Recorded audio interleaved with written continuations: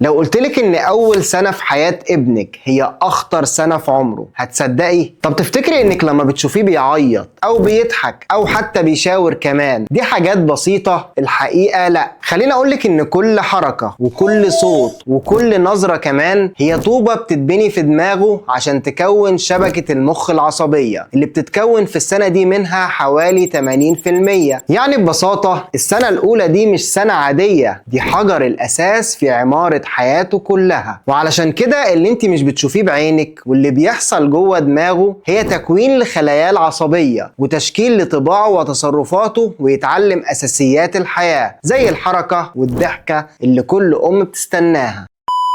السلام عليكم، أنا دكتور حسام طبيب أطفال، وهنا بقدم لك معلومة تهمك وتهم طفلك. ما تنسوش تشتركوا في القناة وتفعلوا زر الجرس، تابعوا الفيديو ده للآخر. ومن هنا تعالوا نبدأ رحلتنا في الموسم الأول من مسلسل طفلك. كل حلقة فيها هتغير لك نظرتك للتطور والنمو، هتفيدك لو عندك بيبي جديد. وعلشان كده خلونا نبدأ أول مشهد.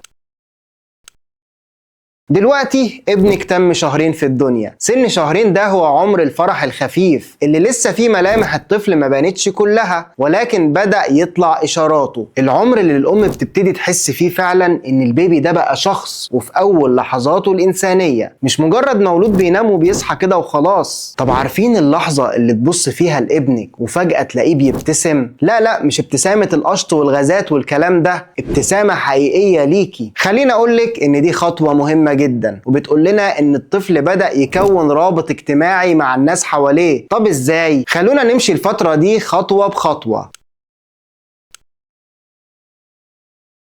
أول إشارات الحب. خليني أقولك يا مامي إن الطفل في عمر الشهرين بيبدأ يتعلم أهم مهارة في حياته، الاتصال بالناس. تخيلوا إن بعد 60 يوم بس من ولادته مخه بقى قادر يميز وشوش الناس اللي حواليه، قادر يميز إن دول بابا وماما، دول ريحة الأمان في البيت. يعني باختصار كده هتلاقي طفلك بيبدأ يبتسم للناس، خصوصا لما بيشوف حد من أهله، وبيعمل حاجة لطيفة قوي، بيحاول يهدي نفسه، بيمص صوابعه شوية، يلف رقبته ناحية حضنك. وده كله مهم جدا، ومعناه ان الجهاز العصبي بتاعه بدأ ينضج. وهنا خلينا افكرك بمعلومة مهمة جدا، وهي ان 80% من مخ الطفل بيكتمل نموه خلال اول سنة. في كل نظرة، في كل حضن، في كل ابتسامة، كل ده بيدخل في البناء العصبي بتاعه حتى لو حاسين انه مش مدرك.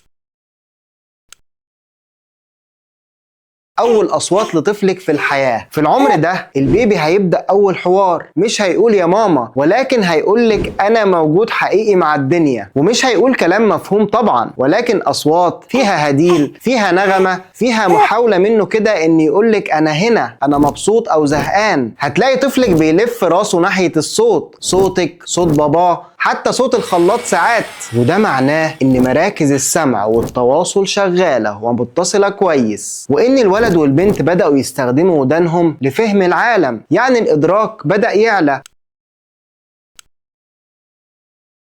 خليني اقولك يا مامي ان الطفل مش بس بيشوف، ده بيبدأ يربط. عارفين الفرق بين الرؤية والفهم؟ العين تشوف لكن المخ هو اللي بيفسر. في الشهرين المخ بيبدأ يقول ده وش، ودي حركة، وده شيء بيتغير. بيبدأ ينتبه للوجوه ويثبت نظره عليها، يبدأ يتابع حاجة بتتحرك من هنا لهنا، مش لمدة طويلة لكن يكفي 3 ل5 ثواني. هتلاقي طفلك كمان بيبدأ يزهق لو النشاط اتكرر. يعني لو ما غيرتيش الوضع او اللعب هيعبر وهيعيط وهيبان عليه الضيق كمان.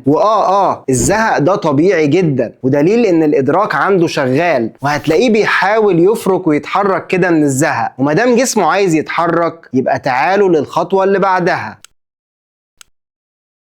الرقبة بتتشد وبداية القوة. خليني أقولك إن في الشهرين هنبدأ نشوف بداية القوة الحقيقية، القدرة على رفع الرأس. وهو نايم على بطنه هتلاقيه بيبدأ يرفع رأسه شوية، الذراعين والرجلين حركتهم كده بقت أنعم، مفيش رعشة المولود. العمود الفقري بتاعه بدأ ياخد وضعية أفضل. وهنا لازم أقولك حاجة مهمة جدا، مهم جدا يا مامي تعملي لطفلك يوميا تامي تايم، إنك تخلي طفلك ينام على بطنه كده ويحاول يرفع يرفع نفسه بنفسه. التامي تايم ده هو اللي بيبني القوة الحقيقية اللي هتوصله للجلوس والزحف بعد كده. يعني باختصار شديد، في الشهرين طفلك ده مش بس بيستوعب، لا ده بيصحى للحياة. وهنا خليني اقول لك حاجة مهمة، لو ابنك او بنتك وصلوا للحاجات دي يبقى التطور عندهم ممتاز، ولو اي شيء متأخر بلاش قلق من بدري. احنا مش بنتعامل مع تواريخ ثابتة، ولكن في رينج كده معين لازم نتابع الطفل فيه. المهم ان احنا نتابع ونشجع ونستمتع بالرحلة. وقفي هنا بقى يا مامي وقوليلي اخبار النونو لحد دلوقتي ايه، لان اللي جاي احلى واوضح.